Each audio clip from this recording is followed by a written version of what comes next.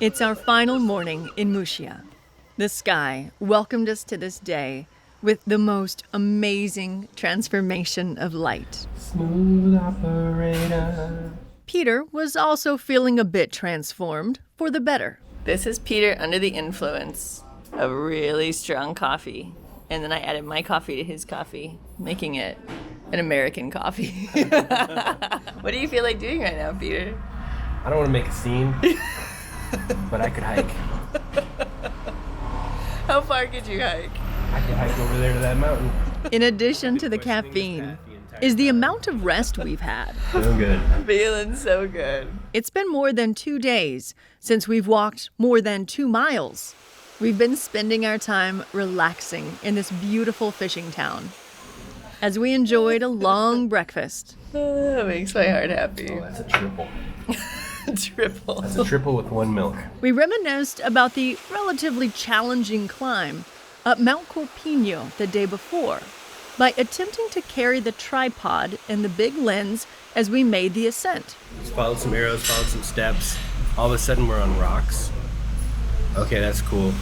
And then all of a sudden we're on very steep rocks, like sheer granite with like little other pieces of rocks glued onto the rocks for like little tiny steps. I think at this point Peter should explain what we were watching just before we left for that hike. Alex, the rock guy, the free solo guy, we watched his thing get 20% more strength, cut over like this. That's what I did with the tripod. It felt like a great accomplishment. However, Peter's drone later gave us this view from the opposite side of Mount Corpino. It showed a much easier path to its summit that was paved and had a steady incline. No rock climbing involved at all. It was time to head to our next stop on the way to Finisterre. We're taking a taxi to a town even smaller than Muxía called Lires. If we could live anywhere in the world, we would live right here. We loved it that much. The town of Lires was really our significant end to the Camino. It wasn't Muxía, it wasn't Finisterre, it wasn't Santiago. It was this tiny little town that brought together everything that we loved in nature. It had 2 rivers that flowed together and met and then emptied into the ocean. It had mountains, it had trees. We got to spend time on the beach. And we just got to really enjoy each other. We ate all of our meals at a restaurant called Braña. The food was incredible, and a server there named Sonia took the best care of us. We stayed at Casa Raúl. I forgot to take pictures of the beautiful country home, but I did capture Raúl from a distance, spending one of many afternoons fishing from the coast. We followed his lead and spent the majority of our time on these cliffs, just watching the water and listening to the waves.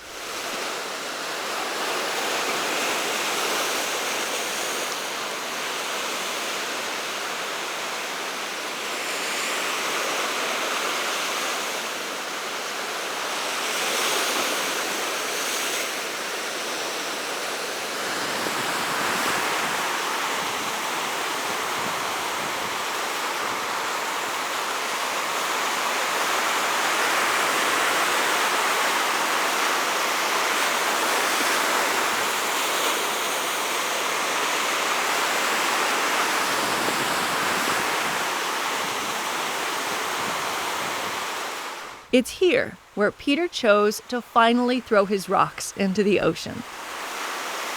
So I've got my rocks. We don't know when we might get a sunset again. We do know we're not in Finisterre. We are between Finisterre and Muxía, the halfway point. And it's just so beautiful. Sun's going down, there's fire in the sky. So why not throw these rocks in the sea? Each one represents a different friend or family member. Some he's been carrying since the beginning of our pilgrimage. Others he picked up along the way. It's a lot of love, Peter. Yeah. In it.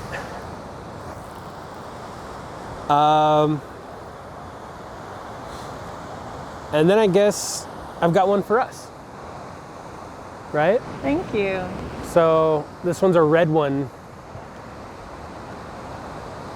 And my buddy, you've been dealing with so much with work and emotional. I just hope all your pains are eased, and like there's always going to be a struggle in this life, but I love you. And I hope I'm right here being supportive for you.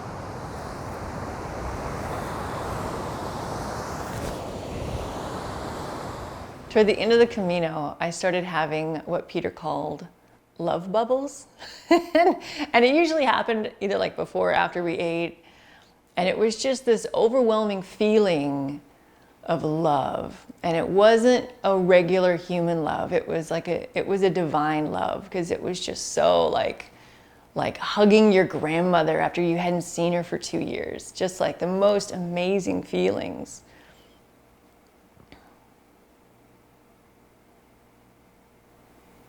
I think I'm gonna cry. Yeah.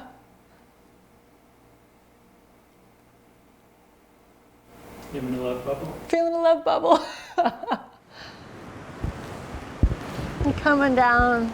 Right here. Oh, focus. Hey, careful over there. I love you. I love you so much.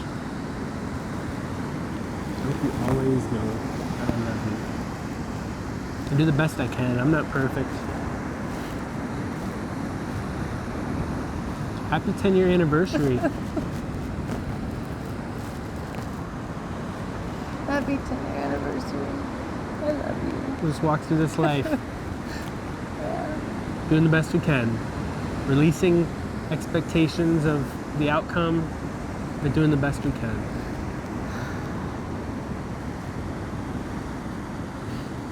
Can I get a kiss back? Yeah.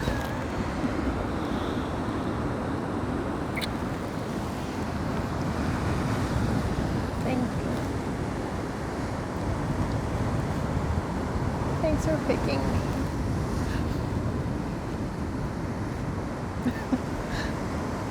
Over and over again. Thanks.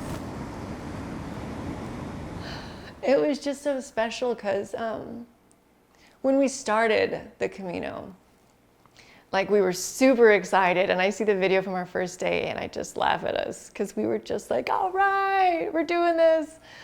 And then it was so nice. The Camino was so good to us because it gave us the time and the space we needed to really uproot some issues that some we knew we had, and others were so down deep, they'd just been ignored and buried for so long.